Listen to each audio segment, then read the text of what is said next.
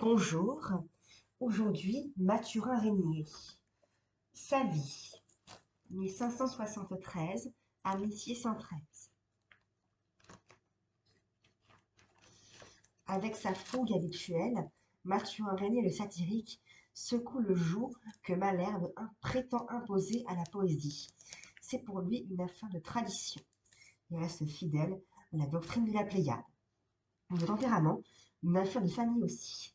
Défense de Desportes. La position de Théophile est beaucoup plus nuancée. Il rend hommage à Malherbe, mais refuse de se soumettre à sa domination, réclamant pour lui-même et pour tout autre poème une entière liberté d'inspiration. Étudions d'abord l'œuvre et la vie de Régnier, sa vie. Né à Chartres en 1573, Mathurin Régnier était le neveu de Desportes.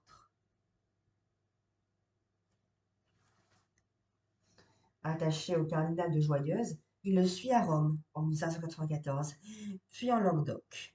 Puis, la suite. Notre auteur retournera à Rome à plusieurs reprises.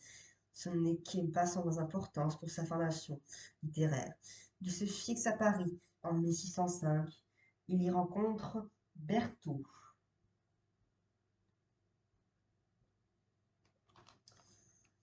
Il fréquente aussi le cabaret de Pommes de Pin, où il retrouve d'autres acteurs. Il meurt prématurément à Rouen en 1613. Les satires. Son œuvre comprend des poèmes divers, mais surtout des satires.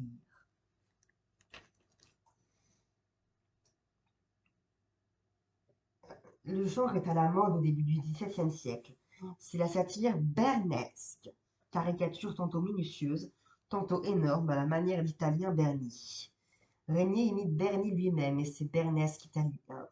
Batteur réaliste italien, les latins Horace et Juvénal, et surtout il donne libre cours à ses dons d'observateur réaliste et à son tempérament satirique. Le naturalisme. Ces idées ne sont pas originales. Il les emprunte soit à Horace et Juvénal, soit à Montaigne.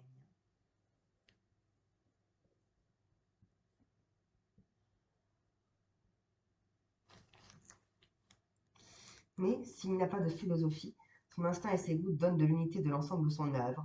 C'est le respect de la nature qu'il prêche, aussi bien dans les mœurs qu'en poésie. Ainsi s'explique sa rébellion contre Malherbe, dont la doctrine s'oppose au jaillissement spontané de la verve, et son horreur de toutes les affectations, de toutes les formes du spontané et de l'hypocrisie. Par son naturalisme, il se rattache à Rabelais et Montaigne, mais annonce aussi Molière et Boileau. Son épitaphe, où il force plaisamment la note, révèle bien sa tendance profonde. J'ai vécu sans nul pansement, et s'y m'étonne fort pourquoi, me laissant aller doucement, la mort daigna penser à moi, à la bonne loi naturelle, qui n'a daigné penser en elle. Merci d'avoir regardé cette vidéo. J'espère que ce nouveau format vous plaît. J'espère que vous allez passer une bonne journée. Au revoir.